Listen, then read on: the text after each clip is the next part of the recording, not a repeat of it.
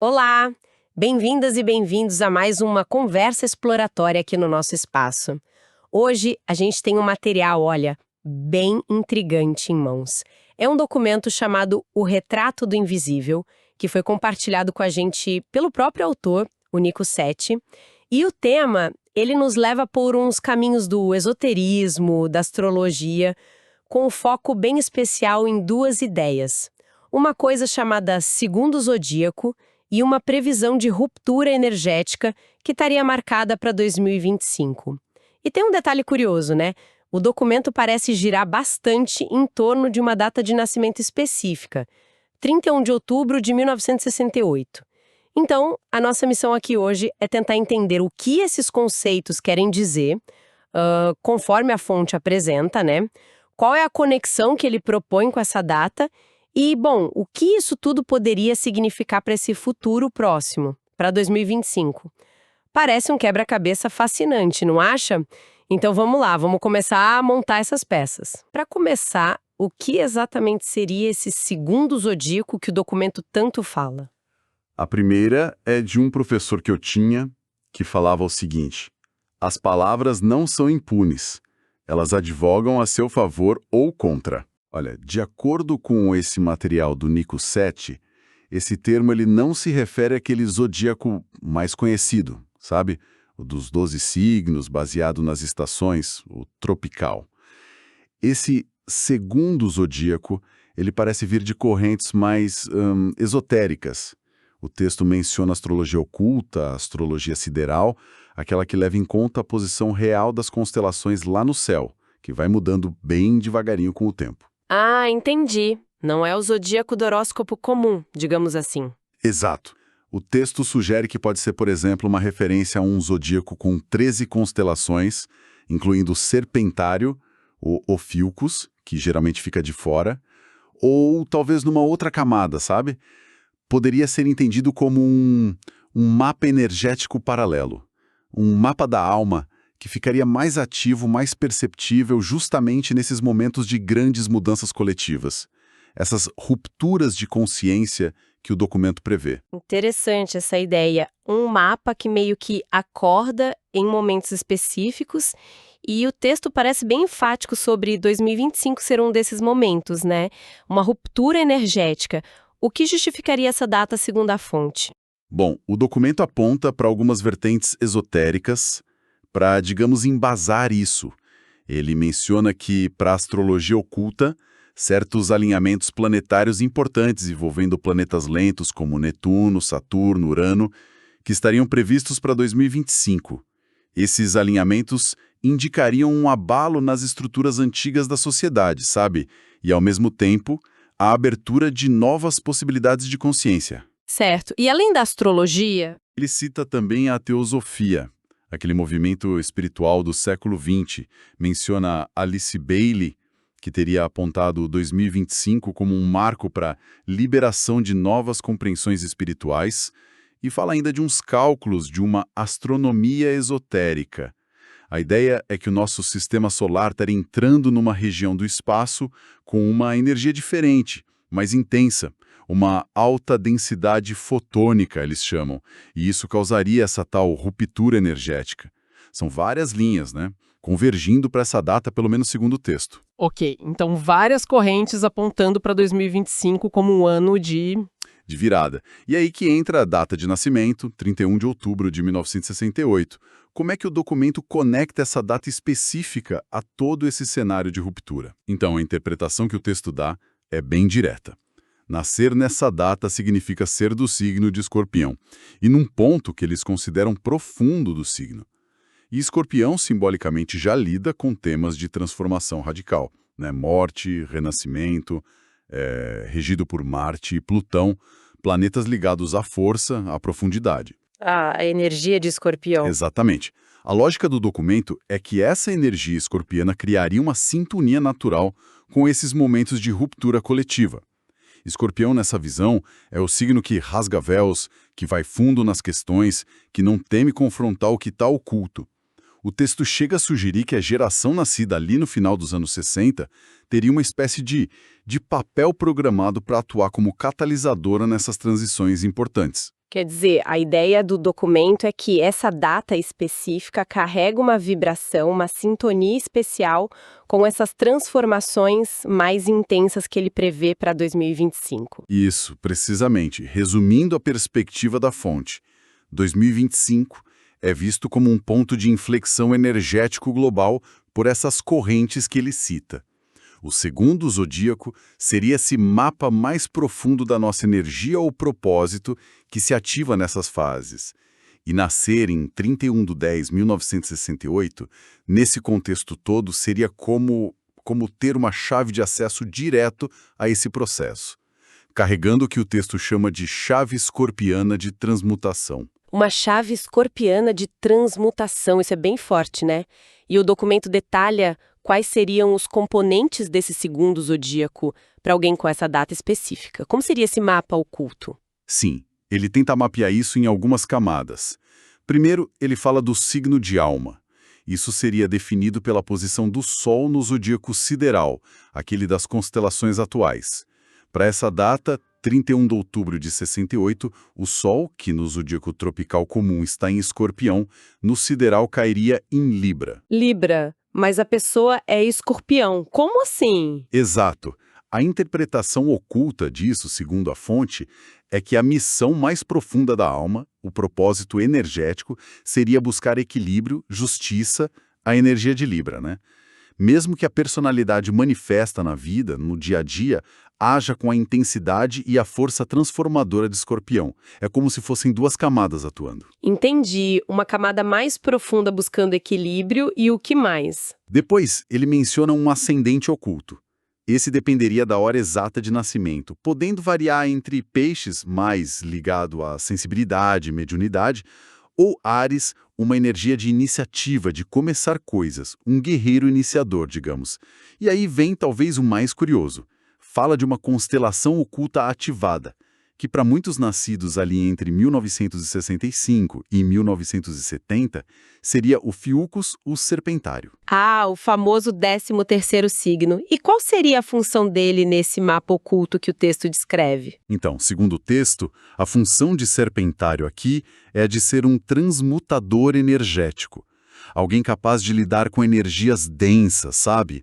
Com venenos psíquicos ou emocionais, e transformar isso em algo positivo, em cura. É a figura que manipula a serpente, que atravessa mundos, que absorve o caos e tenta devolver luz. Uma função bem específica. Nossa, é bem intensa mesmo. E, por fim, ele conecta tudo isso ao tal ponto de ruptura 2025. O documento diz que a entrada de Plutão em Aquário nesse período ativaria diretamente essa combinação toda Escorpião na vida, Libra na alma, Serpentário no oculto, impulsionando um poder que ele chama de destruição criativa. Ou seja, ajudar a desmontar o que não serve mais para que o novo possa nascer. O texto reforça que não se trata de fim do mundo, mas sim da ativação desse mapa mais profundo. Ok, então são como 3 níveis de energia atuando juntos. Um buscando o equilíbrio lá no fundo, que seria a Libra na alma. Outro forçando a mudança aqui na vida prática, que é Escorpião. E um terceiro mais escondido, lidando com a faxina energética disso tudo, que seria o Serpentário oculto. Faz sentido essa dinâmica, essa sobreposição? Exato. Essa é a ideia central que o documento apresenta. Pense nessa tríade, Libra-alma, plus Escorpião-vida, plus Serpentário oculto, como o kit de ferramentas energético descrito para essa data específica. A pessoa não seria só uma espectadora passiva dos eventos de 2025, mas sim um agente ativo nesse campo energético. Uma espécie de ponte, como você disse. Um agente de campo energético. Isso. A alma libriana buscando harmonizar.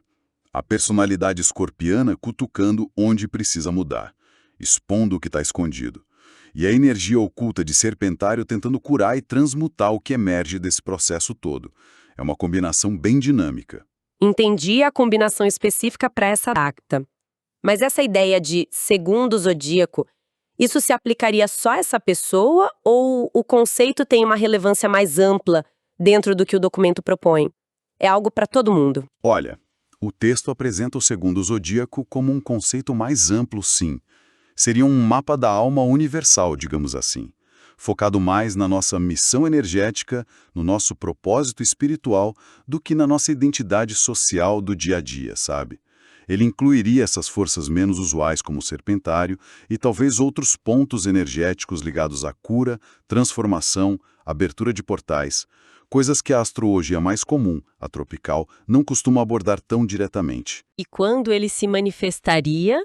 A ideia é que esse mapa se torna mais evidente ou mais importante justamente nesses momentos de crise ou ruptura global como esse 2025 que ele prevê. Momentos em que a gente estaria atravessando novos limiares energéticos coletivamente. E Plutão, o planeta da transformação profunda, é visto como uma espécie de guardião desse processo todo, central nesse segundo zodíaco. Certo. E qual seria a relevância prática disso, segundo o texto? Por que se importar com esse mapa oculto? Bom, individualmente, o documento sugere que entender esse mapa ajudaria a pessoa a dar sentido para certas coisas. Sensibilidades muito aguçadas, sabe? Aquele sentimento de ter uma missão invisível, ou crises existenciais que se repetem. Não seriam problemas, mas parte do seu papel energético. Coletivamente, ofereceria uma chave de leitura diferente para grandes eventos mundiais, guerras, revoluções, quedas de sistemas, vendo-os como reflexos de ciclos ocultos, energéticos. E no dia a dia? No cotidiano, estar alinhado a esse mapa traria supostamente mais clareza de propósito de ação. Por exemplo, se você tem serpentário forte nesse mapa oculto, talvez sua função seja lidar com crises e cura. Se tem Libra oculto, equilibrar polaridades. E a fonte sugere que a partir de 2025, a humanidade como um todo passaria a viver mais sintonizada com esse nível oculto. Porque o mapa astrológico tradicional, sozinho já não conseguiria explicar totalmente as transformações rápidas que a gente veria na consciência, na sociedade, na tecnologia. Quer dizer, esse mapa invisível estaria se tornando mais visível, ou pelo menos mais relevante, mais atuante nessa visão. Interessante. E o documento chega a descrever funções ocultas para os outros signos também, além de Escorpião, Libra e Serpentário? Como funcionaria para os outros? Sim, ele descreve o princípio geral, né? A ideia é que cada signo teria uma função energética específica para o coletivo, para além da personalidade individual. Não se trata do ego, mas de como cada energia contribui para o todo, especialmente nessas fases de transição. Ele dá exemplos rápidos. Tipo, o Áries oculto seria o que destrava portais, que inicia ciclos. Touro oculto, o guardião da energia vital da matéria. Gêmeos oculto, o mensageiro interdimensional. Câncer, guardião da memória cósmica. Virgem. Leão oculto, emissor de radiação vital. Virgem oculto, alquimista da matéria. Libra, o equilibrador cósmico. Escorpião, o rasgador de véus. Aí entra Ophiuchus, o transmutador de venenos. Sagitário, guardião do caminho da expansão. Capricórnio, o estruturador do invisível. Aquário, catalisador do futuro. E Peixes, o dissolvedor de fronteiras, que une tudo. Uma função para cada um. Ativo, mais necessário, em momentos como 2025, refletido nas crises, nos colapsos, mas também nas soluções, na tecnologia, na espiritualidade que emerge. Entendi o princípio. Voltando então para a combinação específica da data de 31/10/1968. Libra na alma, Escorpião na vida, Serpentário no oculto. Como o documento imagina que essa tríade funcionaria na prática, no dia a dia, especialmente a partir de 2025? Como seria viver com isso ativo? Ele descreve uma dinâmica bem intensa, como você já percebeu. A função de Libra na alma seria então tentar restaurar equilíbrio onde há polarização extrema. Luz e sombra, ciência e espírito, direita e esquerda. Enfim, agir como um mediador ou harmonizador no meio do caos energético previsto para 2025. E o Escorpião na vida? O Escorpião na vida teria o papel, talvez desconfortável, de provocar as crises necessárias para que a verdade venha à tona. A simples presença da pessoa poderia funcionar como um gatilho, sabe?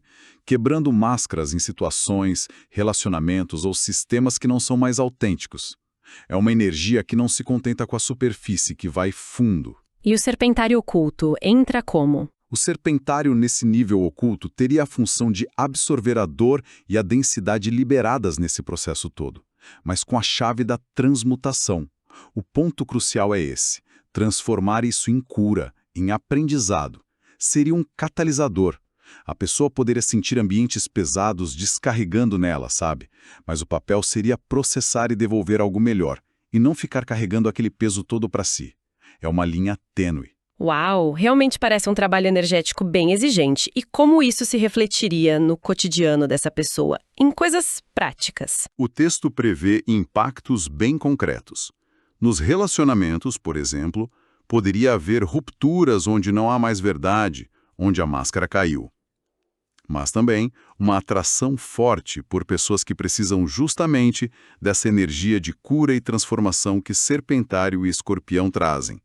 Afasta uns, atrai outros. No trabalho, na carreira. No trabalho, a função descrita seria menos um emprego comum e mais uma atuação direta em grupos ou situações caóticas, ajudando a reorganizar, trazer clareza, mediar conflitos, talvez até curar dinâmicas tóxicas. Uma função mais de campo mesmo. E no corpo físico e energético poderiam ocorrer picos de sensibilidade, sabe? Sobrecarga psíquica, sonhos muito intensos, visões, sensações corporais estranhas.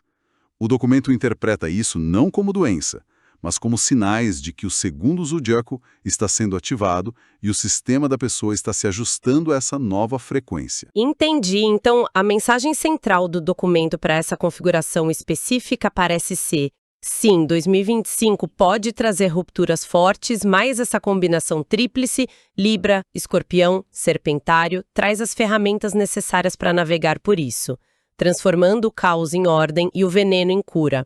O colapso aparente seria, na verdade, um portal para a ação, para a missão. Exatamente essa linha de raciocínio apresentada no material. Não é um cenário de passividade ou vitimismo, mas de ativação de um propósito específico diante do desafio coletivo. E o material vai além disso? Ele oferece algum tipo de guia prático ou faz referência a outros elementos, sei lá, raízes ancestrais, para ajudar a pessoa a lidar com tudo isso? Sim, sim. O documento dedica uma parte considerável a isso. Ele propõe um guia prático com sugestões de rotinas diárias para 2025, bem focado em gerenciar essa energia toda, que ele descreve como intensa. São práticas de alinhamento e proteção pela manhã, tipo respirações específicas que ele chama de respiração escorpiana, visualizações como a da balança dourada de Libra, ou um escudo de serpente de luz para proteção de Serpentário. E durante o dia? E à noite? Durante o dia, técnicas para neutralizar o caos, tipo ter contato com água para drenar sobrecarga, usar uma palavra-chave de transmutação, um mantra curto, pessoal, e prestar muita atenção aos sinais, anotar sonhos, visões, pressões no corpo. E à noite, métodos de descarga e cura. Banho de descarrego com sal grosso, manter um diário do segundo zodíaco para registrar como a tríade atuou no dia e fazer uma visualização final com a energia de Serpentário para acalmar o sistema. O foco é dar ferramentas práticas para a pessoa não ser, digamos, engolida pela intensidade do processo. Faz sentido ter um guia prático. E a parte das raízes ancestrais que você mencionou antes. Notei a menção a origens russas e búlgaras no esboço.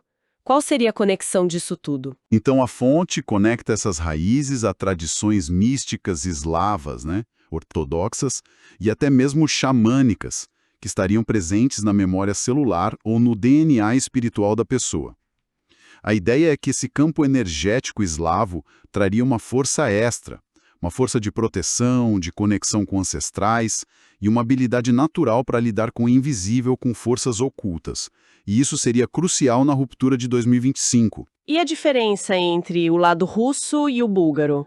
O texto diferencia um pouco. O lado russo ligaria a um xamanismo talvez mais selvagem, das estepes, de domínio sobre forças naturais. E o lado búlgaro a um misticismo mais estruturado, talvez ligado à tradição ortodoxa mística, com símbolos de poder específicos e práticas de resistência energética, como o Nesti Narsfu, dança do fogo. E qual seria o resultado dessa combinação? O resultado, segundo o documento, seria uma dupla blindagem espiritual, que reforçaria a capacidade transmutadora de Serpentário, dando mais suporte e resiliência. O texto até sugere integrar práticas adaptadas dessas tradições no dia a dia de 2025. Que tipo de práticas? Ele menciona coisas como rituais adaptados com fogo ou velas, Rudnovy russo, o uso de símbolos como a cruz solar búlgara, cantos específicos como o Zov gutural russo ou Isokratima ortodoxo. A ideia é ativar essa força ancestral de forma consciente. Interessante. E ele sugere criar um talismã físico com esse símbolo búlgaro? Sim, sugere criar um talismã com a cruz solar búlgara como um ponto de ancoragem físico e energético. Descreve como consagrar, como ativar diariamente e como usar em momentos de maior pressão. Uma combinação bem completa, então. As ferramentas do segundo zodíaco com o suporte das raízes ancestrais. E o texto ainda explora a ligação simbólica de Escorpião com a figura mitológica de Perséfone, né? O que ele diz sobre isso? Sim, ele aprofunda bastante nessa conexão. Explica que Escorpião, sendo regido por Plutão, que é o Hades da mitologia grega, é o signo do submundo, da morte e do renascimento. E Perséfone é a rainha desse submundo, a deusa que vive esse ciclo de descer às sombras e depois retornar à luz. A fonte sugere que quem tem forte energia de Escorpião, como nessa data de nascimento, carrega esse mesmo mistério, essa capacidade inerente de atravessar portais, de viver mortes simbólicas e renascer mais forte. Como se fossem filhos espirituais de Perséfone. Exato, essa expressão usada. Como se entendessem instintivamente o processo de transformação através da crise, da descida ao escuro. E a vantagem em 2025 seria justamente essa: não ver o colapso apenas como fim, mas como parte de um ciclo necessário de renovação. E talvez até ter a capacidade de guiar outros nesse processo difícil. Faz sentido a ligação simbólica. E o documento também oferece ferramentas práticas para essa conexão específica com Perséfone? Oferece, sim. Descreve um ritual de conexão com Perséfone. O objetivo seria alinhar a energia escorpiana com a força da deusa, buscando mais resiliência, proteção e poder de renascimento para atravessar as rupturas. Os elementos simbólicos simples: vela preta, vela branca, uma taça com água, 6 grãos, remetendo ao mito, e o talismã, se a pessoa tiver feito. Tem os passos de invocação, união dos mundos, selo escorpiano. E além do ritual? Além do ritual mais completo, apresenta uma oração curta a Perséfone, para ser usada como um atalho energético, digamos assim, no dia a dia, pela manhã, ou em momentos de crise aguda, ou antes de dormir. E até um sigilo, que é um símbolo gráfico criado a partir das letras da oração, que funcionaria como uma chave visual, uma chave energética para acessar essa conexão rapidamente. Para gravar, carregar consigo, ativar com um toque o nome da deusa, são recursos para fortalecer essa identificação simbólica e trazer essa força para o concreto. Ok, fizemos um mergulho e tanto nesse material hoje, hein? Recapitulando rapidamente, a gente explorou esse conceito intrigante do segundo zodíaco, apresentado no documento O Retrato do Invisível, essa ideia de um mapa energético da alma que se ativa em momentos-chave, como previsto 2025. Vimos a conexão bem específica que o autor cria com a data de 31 de outubro de 1968, através daquela tríade, Libra na alma, Escorpião na vida e Serpentário no oculto. Discutimos o guia prático diário e as sugestões de usar práticas ancestrais russas e búlgaras como ferramentas de suporte e blindagem. E, por fim, essa profunda ligação simbólica que o texto traça entre a energia de Escorpião e o mito de Perséfone, a rainha do submundo. Foi bastante coisa. Exato. E o que fica, assim, ressoando forte desse material todo, é essa perspectiva bem particular sobre o que pode ser 2025. Nessas correntes esotéricas que o documento descreve, não é vista apenas como um ano de desafios, o que provavelmente será para muita gente, mas como um gatilho, um ponto de ativação para um propósito mais profundo. É quase como se um roteiro energético da alma que antes era invisível começasse a se manifestar de forma muito concreta na vida cotidiana, nas crises e nas soluções. E isso levanta uma questão interessante, né? Inspirada pelo próprio material. Para quem nos ouve, talvez refletir um pouco. Independentemente de concordar ou não com todos os detalhes esotéricos, com as datas, com os signos, como seria perceber os desafios e as transformações da própria vida não apenas como obstáculos ou problemas, mas como possíveis ativações de um mapa oculto pessoal, de um propósito mais profundo que talvez a gente ainda não reconheça completamente em nós. Como essa mudança de perspectiva poderia, talvez, alterar a nossa forma de navegar pelas mudanças que são, sim, inevitáveis. Uma ótima provocação para a gente encerrar nossa conversa. Agradecemos imensamente ao autor Nico Seti por nos confiar um material tão rico, tão denso e claramente muito pessoal para esta nossa análise detalhada de hoje. Foi, sem dúvida, uma exploração fascinante pelos corredores do invisível e, com isso, encerramos nossa conversa de hoje. Muito obrigada pela companhia e até a próxima!